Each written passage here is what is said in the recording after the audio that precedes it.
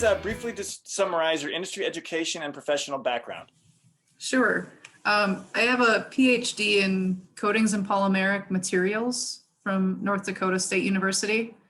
And after coming out of graduate school, I joined the Bureau of Reclamation in 2012, and I've been working in their materials and corrosion lab group ever since. Okay, so what is your role with the Bureau of Reclamation, and what is its role in U.S. infrastructure? First, my role is as a civil engineer, again, in that materials and lab group. My specialty is really in coatings and corrosion protection within that group. But looking at our larger organization, the Bureau of Reclamation provides water and power to the Western United States. So I'm just one of the technical disciplines within our subject matter experts that help our facilities. Basically, we provide water and power to the Western United States. So that's a complex system of dams, canals, pipelines, pumping plants, and some other associated structures that keep water flowing in the Western United States. We deliver water for crops, for commercial end users, and for the public. So, how does it connect to end users? Is it through utilities, or does it have its own way to disperse energy and water? We're considered more of a raw water supplier, so we connect with irrigation districts or other water districts, essentially delivering it to them via these kind of larger platforms. That's on the water delivery side. In the hydropower generation side, we're also working with a complex network where we're producing the power as the water flows through our turbines, and then we are generally working with a power company to take that away from the transformers in the switchyard.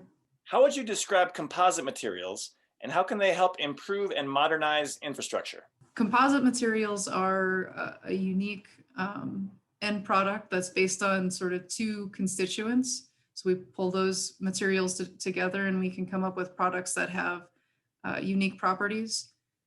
Specifically when we think of composite materials at the Bureau of Reclamation, we're really focusing in on fiber reinforced polymer composite materials.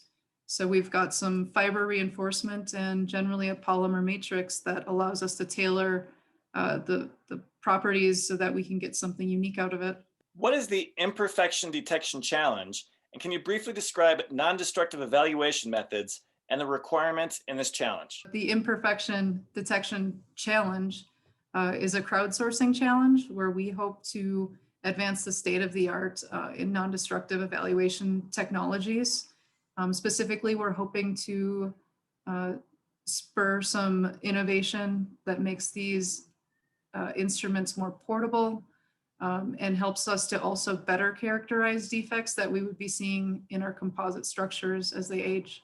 Okay, you touched on it a little bit, but can you describe more why the existing methods for imperfection detection are unacceptable or lacking? We actually did a technology search prior to initiating this competition, and we determined that looking at the available portable technologies, we didn't have the combination of the scan rate or the speed of performing the assessment, the depth of investigation for the defects of interest, and just the overall characterization of defect type and size that we would need to be able to do strength analyses on these structures at a later date. Then why did you try crowdsourcing? Was there some experience with the Bureau for something like this?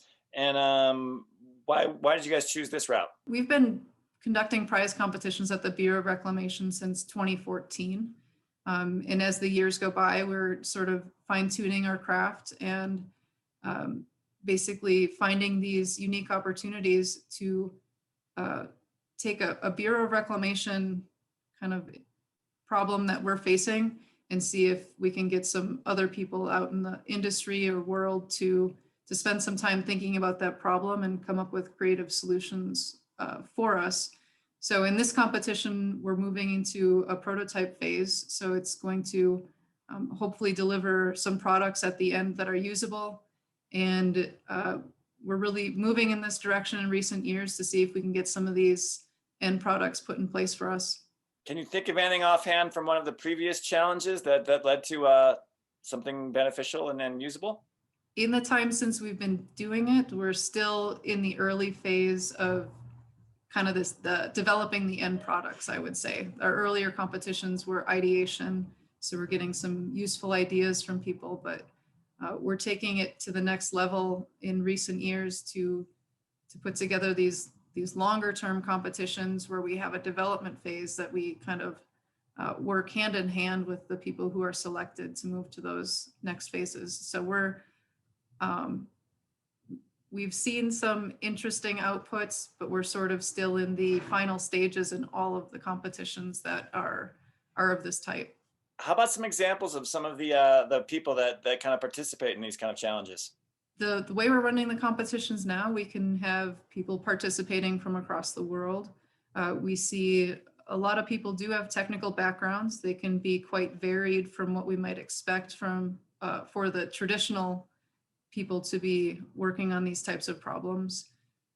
So it's interesting to see the intersection or diversity of people that do sign up and try to help us out.